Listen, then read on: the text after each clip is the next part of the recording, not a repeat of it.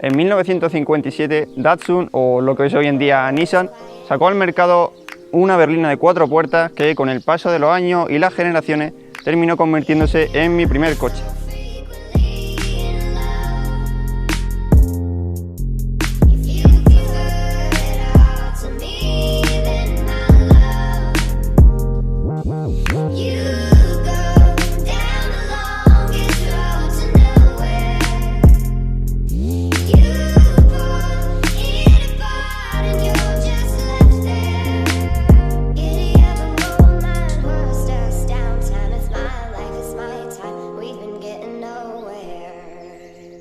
Pero empezando por el principio, por aquel entonces, es decir, en 1957, cuando se creó el primer Bluebird, era una berlina de menos de 50 caballos en sus dos motorizaciones y una suspensión independiente, lo cual era algo bastante novedoso para la época. Era un coche de gama media tirando alta en comparación con los otros modelos que tenía Datsun en ese momento, sin llegar a ser un Skyline, y también era más grande que el resto de sus hermanos. Y sí, ya sé que se parece bastante a un Mini por delante. Lleno, listo para llegar hasta Acapulco. Efectivamente, el Datsun Bluebird con un tanque lleno lo lleva hasta Acapulco, porque Datsun Bluebird le rinde más de 14 kilómetros por litro. Y además de ser tan económico, Datsun Bluebird es el único auto compacto con chasis. Este es el chasis, fuerte, sólido, y que en el auto compacto es una innovación realizada para mayor duración y para la seguridad de usted y de su familia.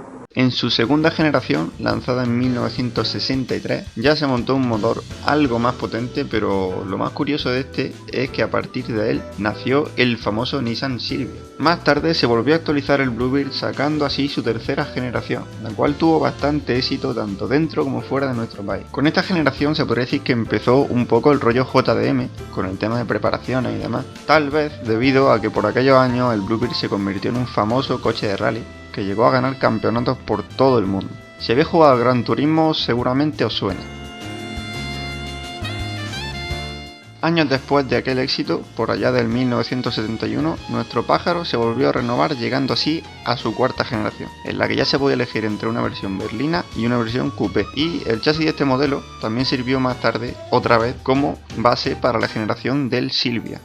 Ya solo nos queda comentar una generación más antes de enseñaros el coche en sí, la generación que salió en 1976, donde nuestro pájaro creció en dimensiones para acercarse más al que os vamos a enseñar hoy. Y un dato curioso que he visto por ahí es que en Estados Unidos este modelo llegó a equipar un motor de 6 cilindros, de solo 125 caballos, pero eran 6 cilindros en línea. Hubo más variaciones entre generación y generación que he comentado, y también entre la de 1976 y la que vamos a ver hoy hubo otra, que es la U11, que también es bastante famosa, pero al ser muy parecida a la T72 que vamos a ver hoy, me la voy a saltar y vamos a ver directamente el coche en cuestión.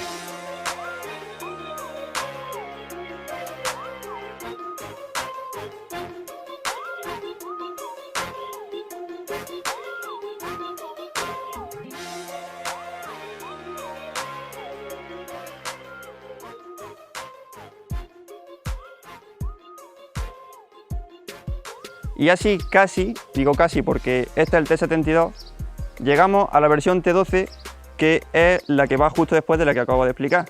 Era prácticamente igual que esta es un restyling de la T12, y solo cambiaban pues rejilla de atrás, la rejilla de delante, un poco los faros, tampoco se notaba mucho, un poco los paragolpes, la banda esta negra era algo más ancha, la rejilla, como he dicho, en vez de hacer 3 radios así, eran más, parecía un radiador, algo parecido. Pero por lo demás es prácticamente el mismo coche. Este restyling lo tuvieron que hacer porque por aquellos años, si los japoneses querían vender un coche en Europa, bueno, japoneses y cualquier persona fuera de Europa, sin muchos impuestos por importaciones y exportaciones, tenían que tener como mínimo un 60% de la producción en Europa. Así que estos, el TC72, se fabricaron el 60% o más en Reino Unido, que ya no es Europa, bueno, pero por aquel entonces sí que lo era, así que le funcionó bien. En un Nissan Bluebird, la dirección asistida cuesta esto. El cierre centralizado, esto. En los 3 años de garantía Nissan, los recambios le costarán esto. Y la mano de obra, esto. Además, tiene garantía anticorrosión durante 6 largos años. Este Nissan Bluebird lleva un motor 1600 y cuesta 1.660.000 pesetas. Para Nissan, no hay ningún motivo para cobrarle más. Nissan, solo hay un camino: ser los mejores. Nissan por aquellos años ya tenía el negocio con sus clientes bastante bien consolidado en España, gracias a los Nissan Terrano, que son bastante conocidos por aquí. Y si os fijáis, realmente el frontal de este coche con el de un Terrano se parece bastante. Obviamente es mucho más bajo, pero tiene un aire. Este coche estaba disponible en versión berlina, que es la que tenemos aquí, y en versión hatchback, con el maletero un poco más recortado. A mí, personalmente, me gusta más la berlina, lo veo así más largo, no sé, me gusta más. También valía aproximadamente casi 2 millones de pesetas, que por aquel precio, en aquellos años te podías comprar un BMW E30 de los más básicos, pero sigue siendo un BMW, y algún Mercedes también de los más básicos, un Saab, cosas así. Este coche se podría comprar con una motorización de 1600 de inyección atmosférica, 1800 también de inyección atmosférica, un 1800 turbo que lo llegó a montar el Silvia S12 de aquellos años, y el motor más gordo que había es este que tenemos aquí, el 2000 de carburación. También había otro motor, 2000 diésel, pero no es el que tenemos aquí, así que... De hecho, este motor que tenemos aquí se llegó a montar en el Nissan Skyline, el mismísimo Nissan Skyline, en su versión R31. La versión diésel de estos coches se llegó a usar bastante, según he leído por ahí, como taxi en Canarias, porque es un motor bastante duro. De hecho, esta versión, que ni siquiera es la diésel, me han llegado a contar historias de que le ha dado la vuelta al 40 kilómetros sin ninguna avería grave. Y como además es un coche grande y espacioso, pues funciona bien como taxi.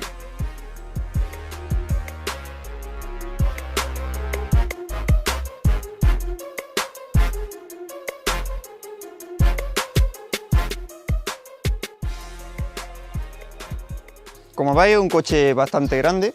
De largo tiene más de 4,5 metros y de ancho pues casi 1,7 m. Así que es un coche relativamente grande, no aún más que el Car, pero como tiene buen radio de giro, no se hace muy difícil de maniobrar con él por ciudad y tal. Además se le notan bastante bien los límites, un coche cuadradillo, y bueno, pues no se hace muy complicado de maniobrar con él.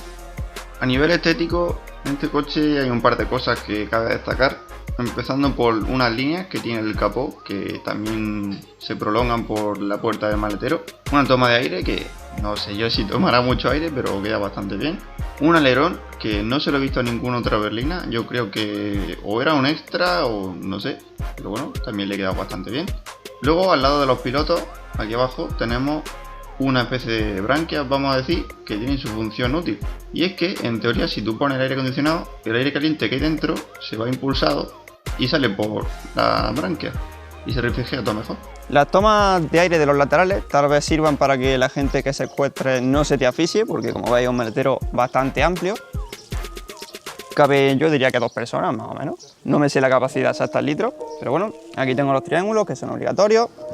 Aquí abajo pues tenemos la típica rueda de repuesto, también trae un gato, que creo que es el original, y si queremos aún más espacio nos podemos venir a los asientos de detrás y los echamos para adelante y tenemos aún más espacio. Si no queremos tanto espacio en el maletero y vamos 4 o menos personas, podemos echar el respaldo de en medio para atrás. Tenemos aquí un cómodo reposabrazos.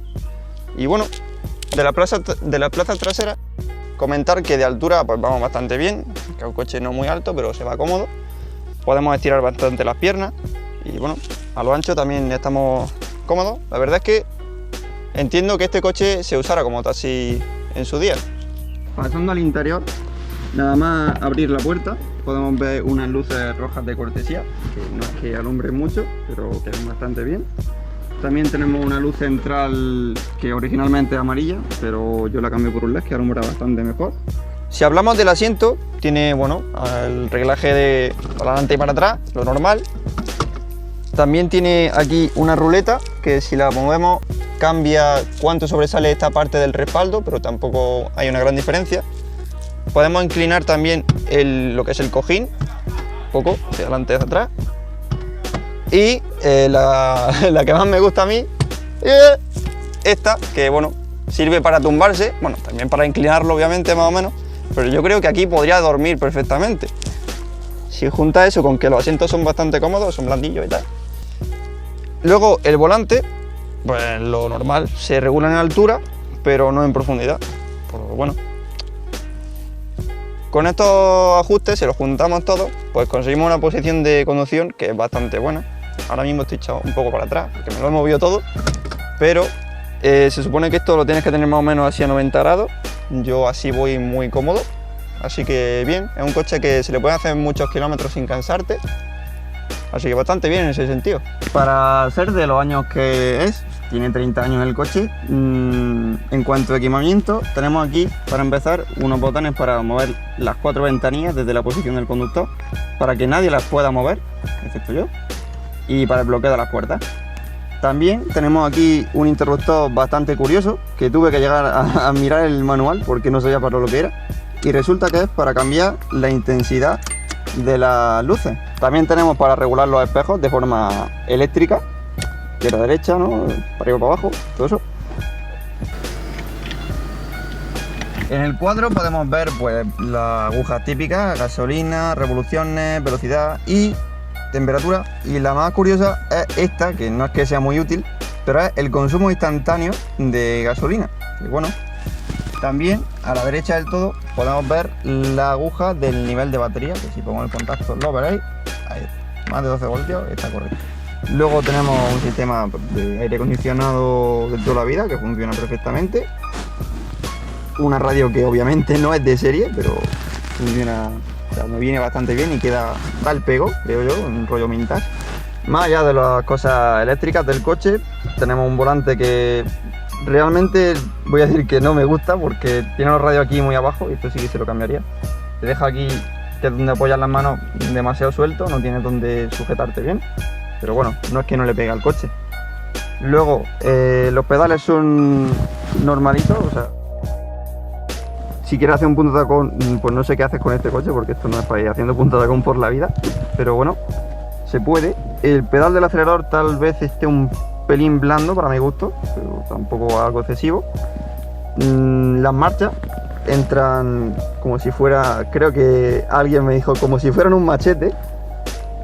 Y la verdad es que entran sin mucha holgura, o sea, una vez las metes y no tiene un recorrido muy largo. Aquí tiene un pelillo en el freno de mano que, no sé, está guay.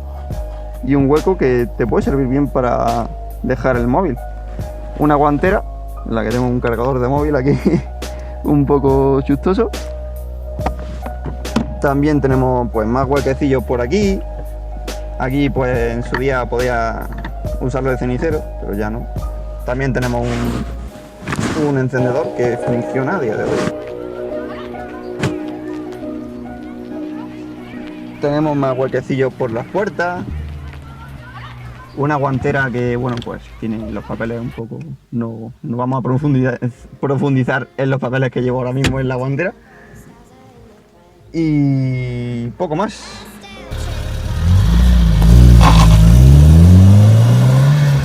Ya que estamos en marcha, os voy a comentar un poco cómo se mueve el coche. Que este coche, la potencia es de la entrega de una forma pues, típica de un gasolina atmosférico. Pues eso, a muy altas vueltas.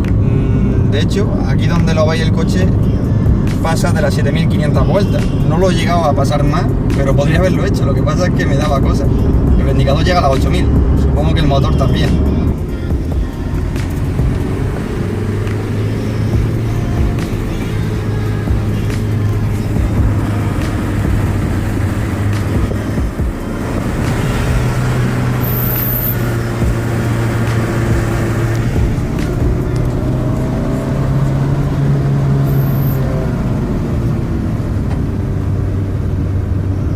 realmente es un motor normalito que para moverte dentro de la legalidad o a las 3000 vueltas, que es como va en quinta a 120, ahora mismo vamos en cuarta, ¿vale?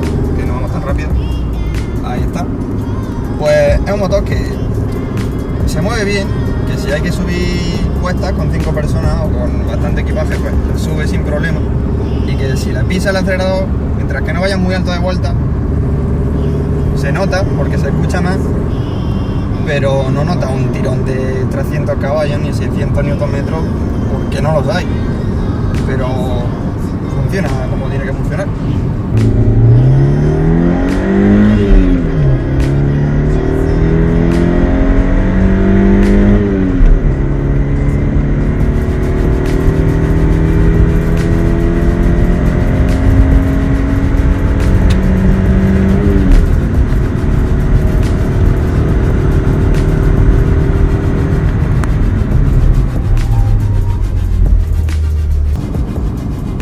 Eso sí, si quieres hacer consumo, mejor no los mires, porque en los, te lo voy a decir, 683 kilómetros que llevo hechos con el coche desde que lo compré, me llevo una media de unos 10,5 o 10,7 litros a los 100, o sea que está bien realmente si lo pensamos, porque es un motor 2000 de carburación y bueno, como pesa poco, realmente eso no llega a los 1300 kilos, creo que eran 1250 o por ahí, y no va tan alto como un SUV de hoy en día, pues los consumos para el motor que lleva están bastante bien. De comportamiento he leído por ahí que este coche tiende a sobrevirar, es decir, a irse de la rueda de atrás por la inercia. Pero yo en lo que lo he conducido, que tampoco es que lo haya llevado al límite ni mucho menos, nunca me he hecho nada raro ni delante ni detrás. Sí que es verdad que una vez saliendo de una rotonda tuve que hacer un poco de contravolante, pero porque salí con demasiada alegría, yo creo. O sea, eso le pasa a cualquier coche mientras acelere más de la cuenta.